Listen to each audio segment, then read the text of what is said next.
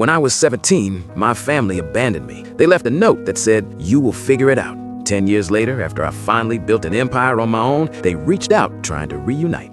When I was 17, I came home from my shift at the local grocery store, smelling like industrial floor cleaner and bruised produce. I was exhausted, but I was proud. I had $300 in my pocket, my entire paycheck, ready to give to my dad for the emergency car repairs he kept talking about. But when I walked through the front door, the house didn't smell like dinner. It didn't smell like my mom's lavender candles or my brother's old gym shoes. It smelled like nothing. The living room was stripped. The TV, gone. The rug, gone. Even the framed photo of my graduation, the one I'd worked so hard for, was missing from the mantel. I ran to the kitchen, my heart hammering against my ribs like a trapped bird. And there, sitting on the granite island, was a single piece of yellow legal pad paper. It didn't say, "I'm sorry." It didn't say, "We'll call you when we get there." It just said, "We had to make a choice. You're smart, Leo. You'll figure it out." 5 words. That was the price of my childhood. They didn't just move, they erased themselves from my life. They changed their numbers, deleted their socials, and left a 17-year-old kid with 48 hours before the landlord showed up to change the locks.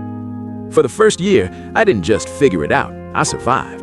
I slept in a 24-hour laundromat for 3 weeks until the owner, a guy named Sal with a heart of gold and hands that smelled like bleach, let me sleep in the back room in exchange for scrubbing the machines at 3 in the morning. I ate a lot of cold canned beans.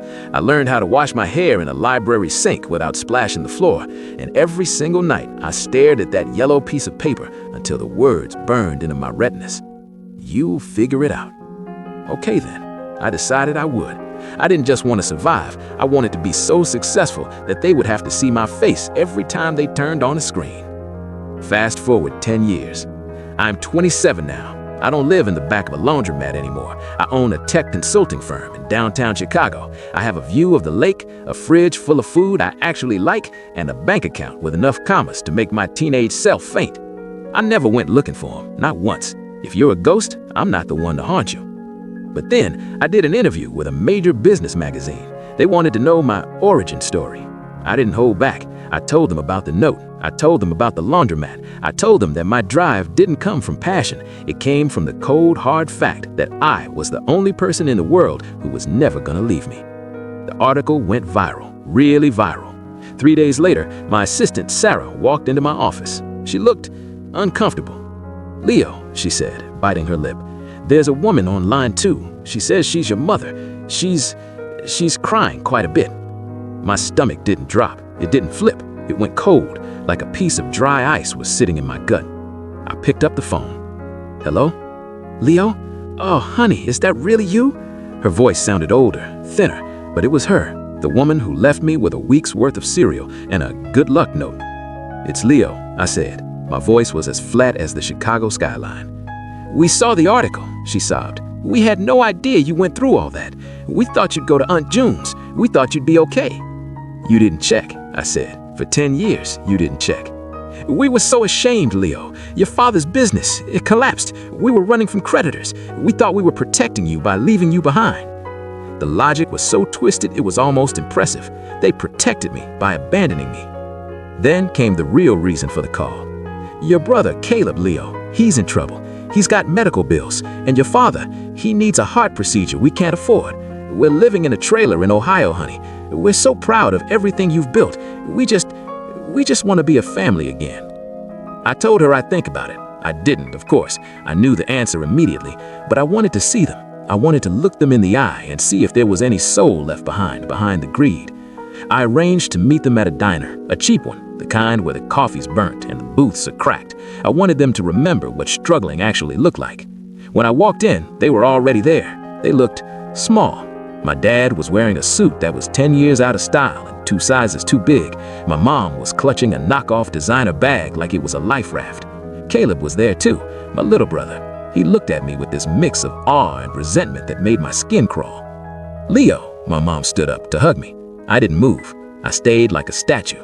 She eventually sat back down, looking embarrassed. "You look good, son," my dad said. He reached out to touch my arm, but I pulled away. "Let's skip the small talk. You're here for money. How much?" The table went silent. My dad cleared his throat.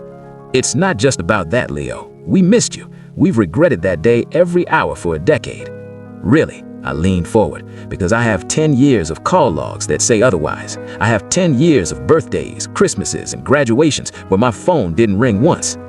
We didn't have your number, Caleb snapped. I've had the same business email for 5 years, Caleb. I'm the first result on Google. You didn't want a brother, you wanted an out. My mom started the waterworks. It was a practice performance. We're family, Leo. Blood is thicker than water. You can't just turn your back on your own flesh and blood. I pulled a piece of paper out of my pocket. It wasn't a check. It was a copy of the note they left on the counter. Do you remember this? I asked, sliding it across the sticky table. My dad wouldn't look at it. My mom just stared at her coffee. I told you you'd figure it out, I said, my voice low and steady. And I did.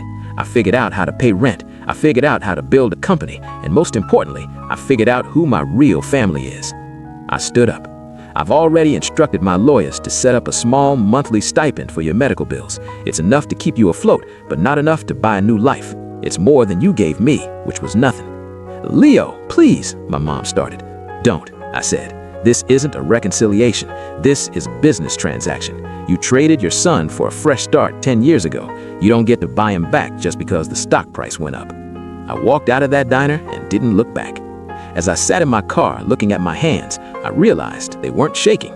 For the first time in 10 years, the weight in my chest was gone. I drove back to my office, called Sal, the guy from the laundromat who now manages one of my buildings, and asked him if he wanted to grab dinner, because Sal is my family. Sarah is my family. The people who saw me at my lowest and didn't walk away, they are my blood. My parents were right about one thing, though. I did figure it out.